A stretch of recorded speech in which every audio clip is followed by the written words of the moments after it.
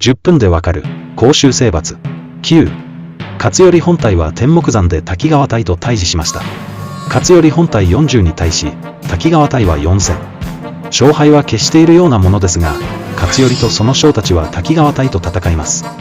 土山薩常は片手で戦い、滝川隊を翻弄します。そこに小宮山智春という将が合流します。智春は訳あって勝頼から謹慎処分を受けていました。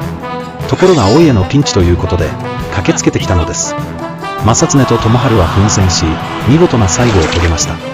また、付き添ったお世話役の女性たちも、奮戦して最後は自陣しました。